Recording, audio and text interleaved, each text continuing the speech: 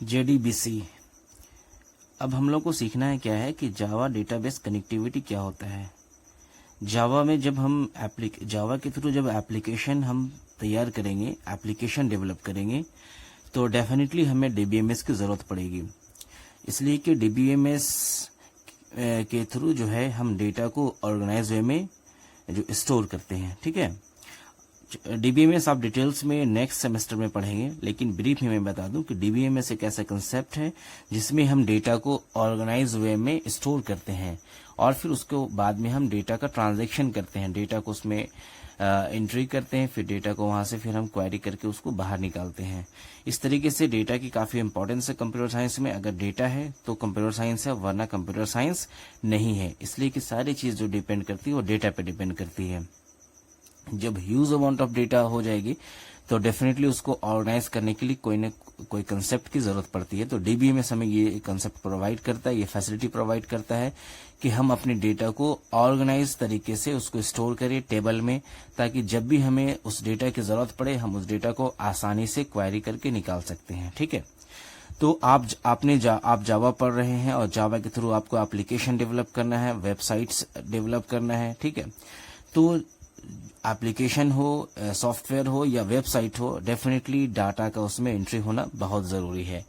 इसलिए कि जो भी चीज़ें यूज़र जो भी रिक्वायरमेंट चाहिए उसे, या अपनी इंफॉर्मेशन उसको डालना होगा या वहाँ से इंफॉर्मेशन निकालना होगा, तो डेटा की ज़रूरत पड़ेगी। जब डेटा की ज़रूरत पड़ेगी तो डेटा स्टोर करने के लिए DBMS बैक एंड में ज़रूरी होता है। ठीक है, तो जावा तो फ्रंट एंड में यूज़ होता है एप्लीकेशन के इंटरफेस को तैयार करने में, और जब उसमें जब डेटा को डाला जाएगा तो डेटा जो है वो बैक एंड में स्टोर होगी। तो DBMS हमेशा जो है वो बैक एंड में काम करती है। ठीक है, तो अब यहाँ पे सवाल है कि JDBC क्या होता है, इसलिए कि ये आपका सिलेबस का एक टॉपिक भी है। JDBC क्या होता है, पहला डेफिनेशन देखें। What is JDBC? It is a standard API provided by Oracle for Java applications to interact with different set of database.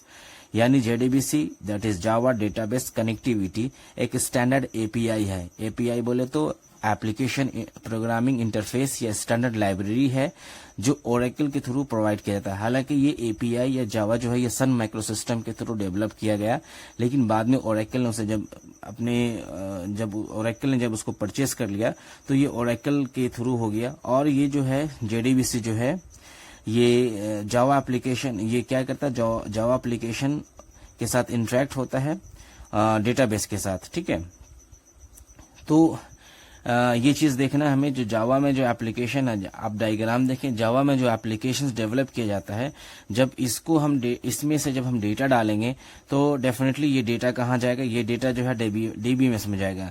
तो DBMS में जाने के लिए हमें जो इंटरफेस प्रोवाइड किया जाता है या जिसके थ्रू हम डालते हैं वो होता है JDBC। यानी कि ये JDBC जो है ये जावा डेटाबेस कनेक्टिविटी है।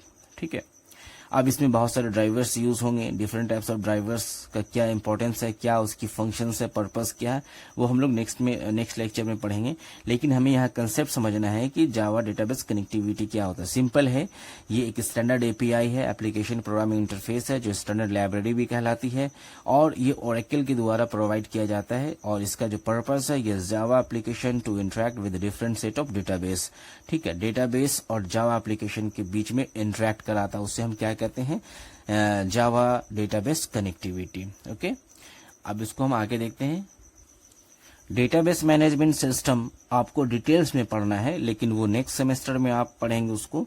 यहाँ पे बस ब्रीफ में समझना है कि डेटाबेस मैनेजमेंट सिस्टम एक कंसेप्ट है जिसमें हम जो है डेटा को स्टोर, जिस कंसेप्ट के द्वारा हम डेटा को स्टोर करते हैं। ठीक है, तो चलें JDBC की जरूरत क्यों होती है, क्यों JDBC को यूज किया है, उसको हम समझते हैं। जैसे मैं बहुत छोटा 3 लाइन का यहाँ पे एग्जांपल आपके सामने लिखा हूँ कि इंटीजर वेरिएबल I है, उसमें वैल्यू जो है वो 10 है। फिर स्ट्रिंग STR है, उसमें एक स्ट्रिंग हमने डाला RLSY, फिर डबल सैलरी में हमने एक वैल्यू डाला, राइट। तो ये जो वैल्यू हमने असाइन किया है, जब इस तरह का हम प्रोग्राम लिखेंगे और प्रोग्राम लिखने के बाद जब हम कंपाइल करके रन करेंगे तो डेफिनेटली हमारे स्क्रीन पे ये I का वैल्यू अगर हम डिस्प्ले कराएंगे तो 10 होगा, स्ट्रिंग का वैल्यू, तो डिस्प्ले कराने से ये वैल्यू जो है वो डिस्प्ले हो जाएगा। लेकिन ये जो जब वैल्यू डिस्प्ले होगा तो उसी वक्त होगा जब प्रोग्राम हम रन करेंगे। लेकिन जैसे हम प्रोग्राम रन करते हैं ये सारी चीज जो है ये खत्म हो जाती हैं, और जब हम इसको दोबारा रीओपन करते हैं तो ये फिर से जो वेरिएबल है ये मेमोरी रीएलोकेट करती है। तो इससे ये समझ में आया कि ये जो डेटा है परमानेंट अपनी जगह में स्टोर नहीं होती है। लेकिन अगर हमारे पास डेटाबेस मैनेजमेंट सिस्टम का कंसेप्ट है, उसको हमें यूज करना है, तो डेटाबेस मैनेजमेंट सिस्टम जो है ये परमानेंट डेटा स्टोर करती है।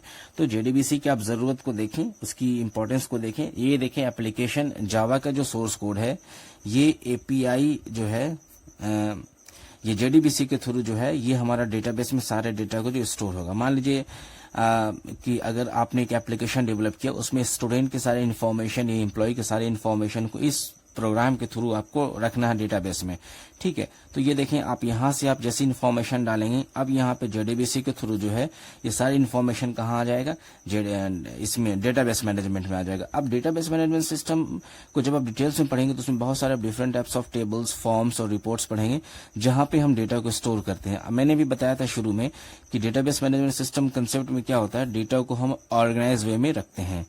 जैसे कि बहुत सिंपल से एग्जांपल है, फोन बुक जो है जहां पे हमारे कॉन्टेक्ट्स जो है वो सारे स्टोर होते हैं, वो भी एक डेटाबेस मैनेजमेंट सिस्टम है जिसमें सारे जो डिटेल्स हैं वो ऑर्गेनाइज वे में स्टोर किए जाते हैं। उसी तरीके से जब हम कोई भी वेबसाइट्स ओपन करते हैं और वहां इंफॉर्मेशन डालते हैं तो वहां पे जो डेटा हमारा परमानेंट स्टोर हो जाता है। जैसे फेसबुक है, फेसबुक का यूज करें या फिर और सोशल साइट्स का यूज करें या कोई भी वेबसाइट्स यूज करें, तो वहां पे अगर आपने अपनी इन्फॉर्मेशन डाल दी है तो आपका जो इन्फॉर्मेशन है उस साइट्स में परमानेंट स्टोर हो गया है, ठीक है। जब भी आप ओपन करेंगे, लॉगिन आईडी डालेंगे, पासवर्ड डालेंगे तो वो ओपन हो जाएगा। दैट मीन्स आपका जो इन्फॉर्मेशन है वो उस साइट्स के सर्वर में कहीं न कहीं परमानेंट स्टोर हो जाता है। तो ये डेटाबेस की इंपॉर्टेंस होती है, यानी कि डेटा को हम लोग को परमानेंट स्टोर करने के लिए हमें डेटाबेस की जरूरत पड़ती है। तो जावा के थ्रू जब हम एप्लीकेशन डेवलप करेंगे तो हम जेडीबीसी सीखेंगे, और जेडीबीसी जो है जावा डेटाबेस कनेक्टिविटी, ये एप्लीकेशन, जावा एप्लीकेशन और डेटाबेस मैनेजमेंट सिस्टम के बीच में कनेक्टिविटी कराता है, ठीक है। तो ये था बेसिक जेडीबीसी के। अब इसको नेक्स्ट लेक्चर में हम लोग देखेंगे इसकी क्या क्या प्रोसेस होती है, स्टेप्स क्या होते हैं, या और फिर जो है इसके ड्राइवर्स क्या होते हैं, उससे हमको समझना है, ठीक है। आप पहले बेसिक समझें, और अगर इसको आपको अच्छा लगा, समझ में आया तो जरूर दूसरों को शेयर करें। Thank you very much.